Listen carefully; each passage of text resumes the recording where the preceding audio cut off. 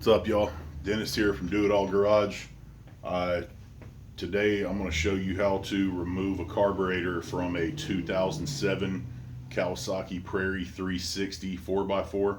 I've already got the seat and the gas tank shroud taken off. I would show you how to do that, but I'm going to be honest, I'm not trying to sound like a jerk or sound cocky or anything like that. But if you can't figure out how to do those three things, you probably shouldn't be messing with a carburetor. So anyway, I've got all that stuff off just to kind of keep the video as short as possible.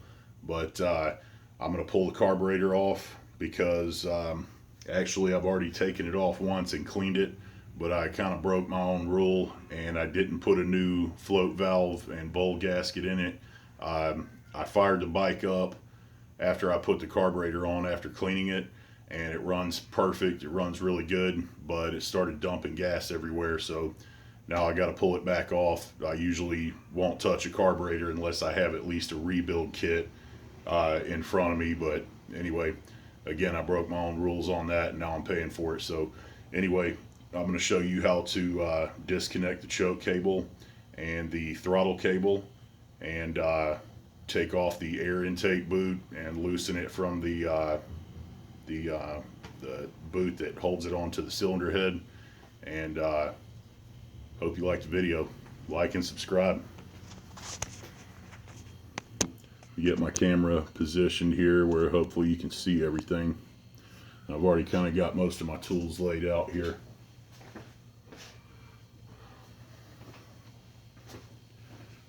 I'm going to be using my Milwaukee M12 impact driver. It just makes it a lot faster for taking off the clamps, and a number 2 Phillips head bit.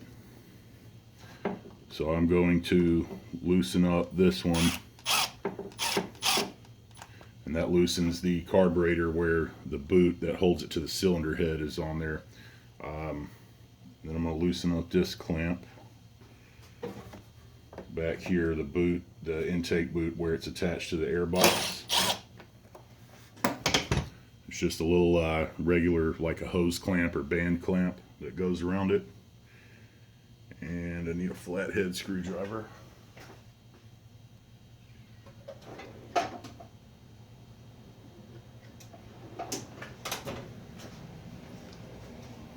So loosen that up right there. And this is the part of the intake boot that attaches to the actual carburetor. Again, this is nothing special, it's just a little flathead screwdriver. This right here, this is just a breather hose, and I put this little air filter on it. It's actually a fuel filter, but it's better than nothing. I can't remember what the microns is on it, but anyway, it's just a breather hose. And here I have a set of hose remover clamps, which are pretty nice. Hopefully I can get this off with it. There you go. Popped it right off. First thing you want to do is squeeze the intake boot and just kind of pull it towards you, and it should come right out. Some of them that have been on there for a really long time, they have kind of a tough time coming off, but you can just kind of wiggle, take a little hook or something like that and get it in there and separate them. It'll make it come out a lot easier. Now, some gas is probably going to spill out of here, but anyway, you're going to take a this is a 12 millimeter little wrench. You want to unscrew the choke cable. Sometimes it's only in there with maybe 4 or 5 threads.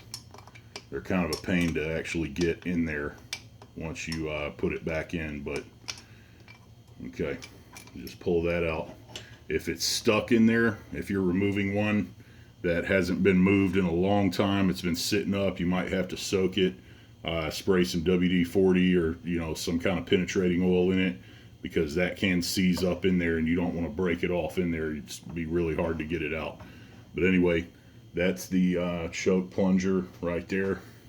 And basically when you pull the choke, it just squeezes that in and lets gas basically just dump into the cylinder head for easier starts. So you can just kind of lay that off to the side. Now the carburetor's loose. On this side, you have a cover where your throttle cable goes in. It's held in by usually a little Phillips head screw. You can pretty much use any fastener, but this one has a Phillips head screw on it and a little clip right here on the bottom. So let me get my Phillips head. Get the old Milwaukee out again.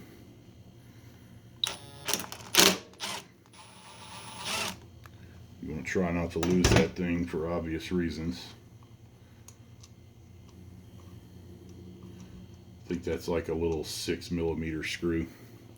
But anyway, the clip part will stay on. You just want to peel this back and then you can remove it off of the bottom piece. That's what the inside looks like. Okay.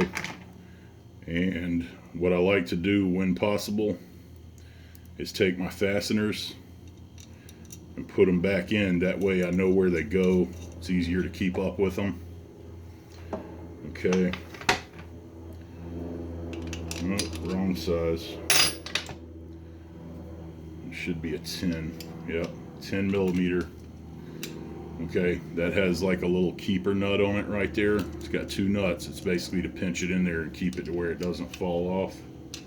You just loosen that top one up and that thing will slide right out of there. And you take it down like that. And as you can see, hopefully you can see that there's a little gap right here where my thumbnail is. You just pull the throttle cable right out of there and the carburetor's off. All right. So I'm going to